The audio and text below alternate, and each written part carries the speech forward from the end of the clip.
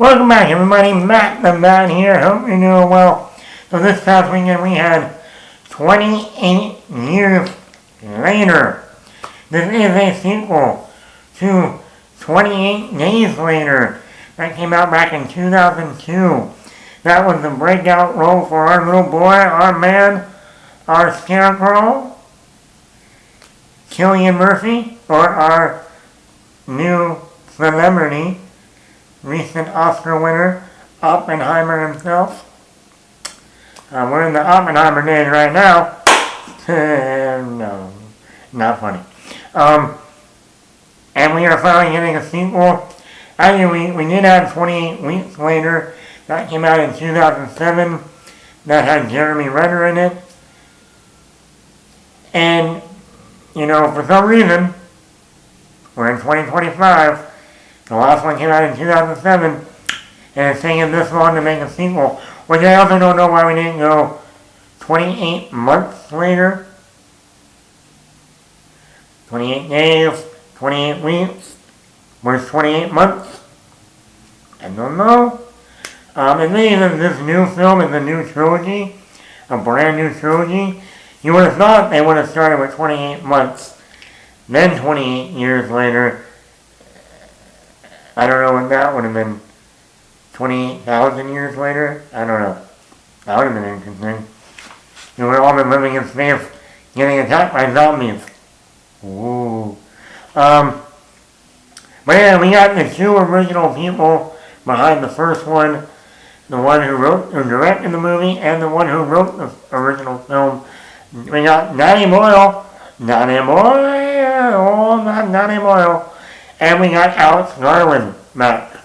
Now, Alex Garland has also gone on to make movies like Annihilation, last year's Civil War, and, he's a good director. He's good.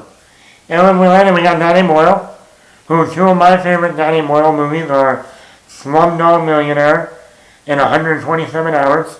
I love both of those movies. Really, before that, I really wasn't much of a Danny Boyle fan. I know he did The Beach with Leonardo DiCaprio back in the day. And then 28 Days Later, Sunshine, Trainspotting, Sunshine. Different movie.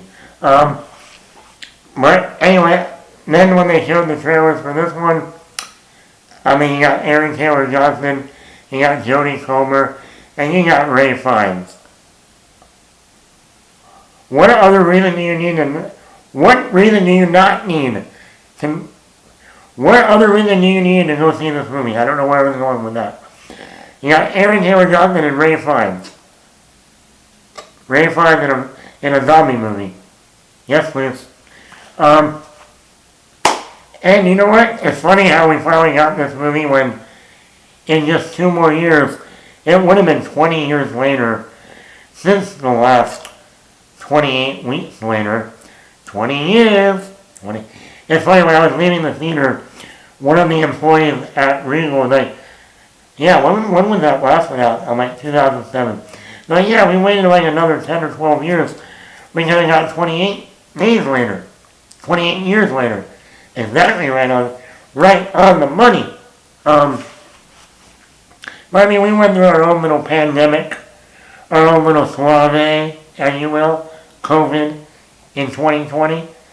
I remember when that COVID thing started, people literally thought, oh fuck, we're going to become zombies. It's going to be the zombie apocalypse. Like 28 days later. Even though there were some crazy people out there just trying to get toilet paper, they were acting nuts, fighting with people in the store over toilet paper. You would have thought they got the virus, and 28 days later, it was really happening. But nobody became a zombie. That's good. We're still here. But now we got 28 years later, and I wouldn't be surprised if this movie came out of the COVID, pandemic.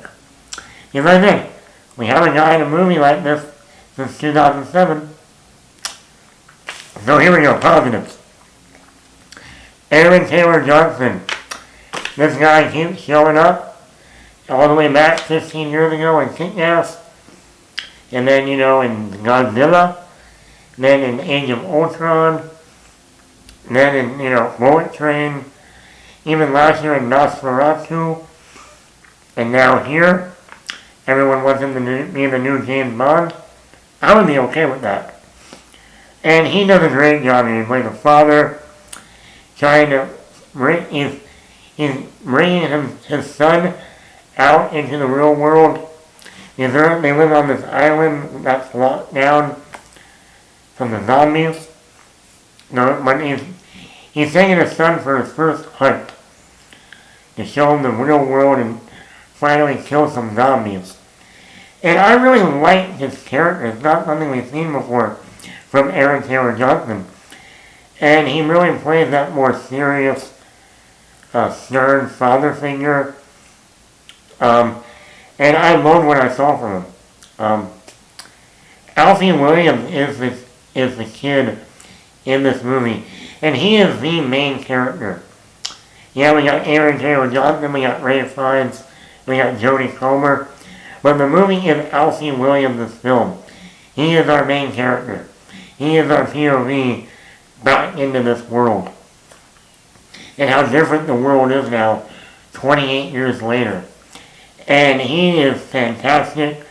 He's serious, emotional, even a little funny at moments. He is the emotional core of this movie. And I thought he did a magnificent job. Jodie Comer's the one, like in the first half of this movie, I'm like, okay, she's just lying in a bed, sick. But then the second half of this movie is all her and her son, Alfie Williams. And she does an amazing job. I'm not going to get into a lot about her character, but once again, this is another actress that every time I see her, she keeps bringing it. Free Guy, The Last Duel, last year's The Bike Riders, now this movie. I wanted her to be the new Sue Storm in Fantastic Four, but we didn't get that. Intense. This movie is very intense, but not on the same scale as that first 28 days later. This movie has some intense moments, but it also has intense moments that are more real and more emotional near the end of the movie. That there's a sequence I won't even get into that to me was like, that was the most intense sequence in this entire movie, and it doesn't have to do anything, it has nothing to do with zombies. And I was like, that has to be the most intense thing I think I've ever seen all year. The cinematography, the movie, a lot of the movie was shot on an iPhone. Yes, on an iPhone. This device shot this movie. This thing right here, iPhone. And some of the shots in this movie are amazing to look at. Like, truly beautiful cinematography. And, I mean, there's a lot of just composition shots in this film. Now, it's like, they use an iPhone? I mean, they use an iPhone for that? Wow. Also, I love the way they deal with not only the humans, but also the infected, the zombies. What I think is great about this movie is this is 28 years later. And you gotta wonder how people are now. 28 years into this virus. How are the zombies different? How are the people, the humans different? And it's interesting, you would think it would almost be like the humans might be more pushed forward with technology and trying to, go there, but they've actually regressed backwards. They are more like primitive men. They use bow and arrows like medieval times.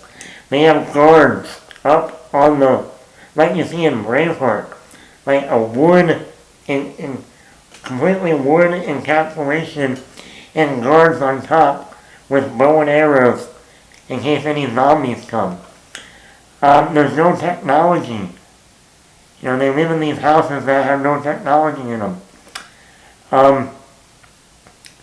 They're very much like living in medieval times.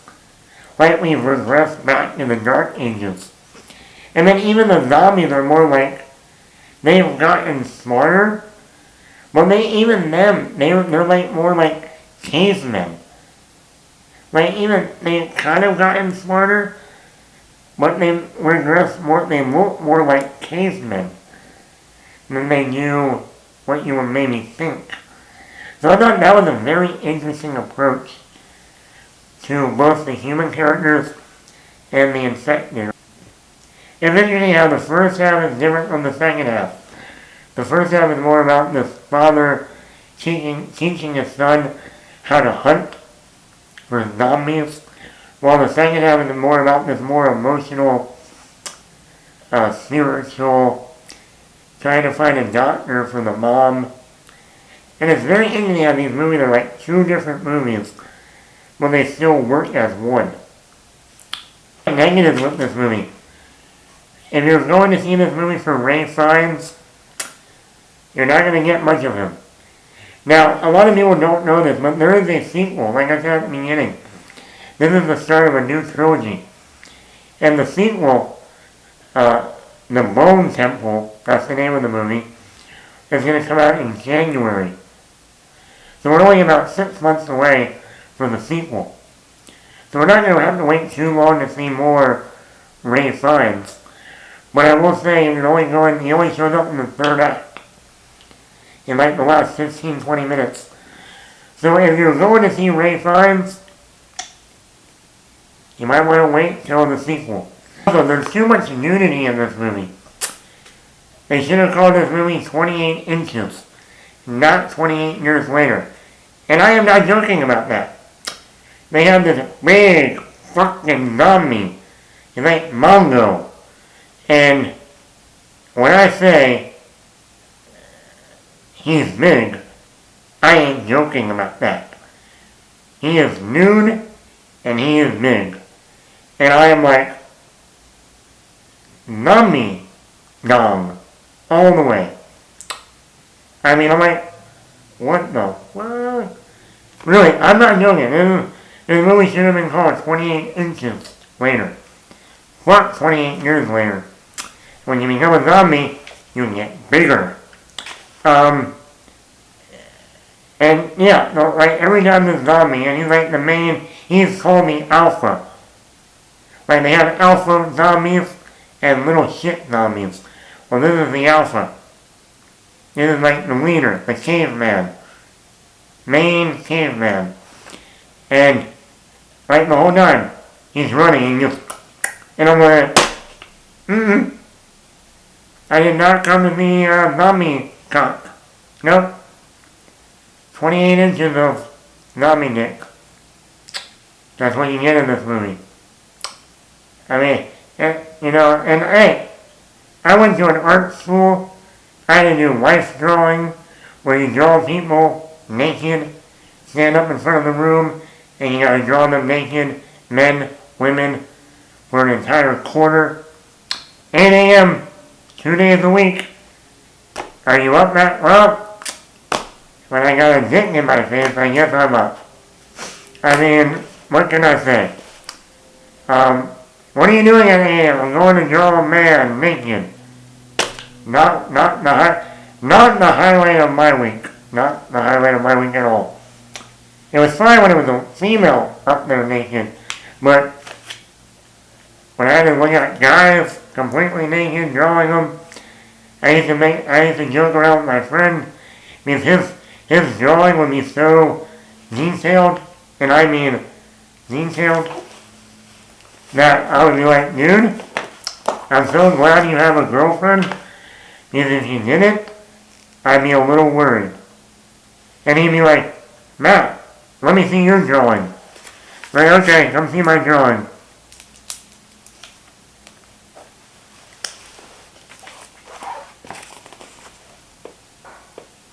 That would be it. He's like, Matt, what is that? I said, that is his dick. I mean, I am not going to be detailed at all. I'm not looking that long at that. Nope, sorry.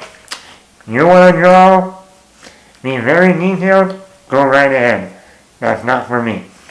Especially at an art school, a liberal art school, there are a lot of those types of people. Yeah, I didn't expect to see all that nudity. Especially male nudity. Like, that's a lot. That's a lot. So if you're wanting to go see Ray Fiennes, and you're going to be disappointed, and if you don't want to see a lot of 28 inches, well, this is not going to be the movie for you. But, I would give this like a 4.3 out of 5. I think it was a good zombie movie. It was very character driven. I liked that. The acting was great all around. I'm actually looking forward to the sequel, The Bone Temple. Hopefully, The Bone Temple doesn't actually mean boner. That would be very, very, very odd. Anyway, Matt the Man here. Hit the like button, hit the subscribe button, leave a comment.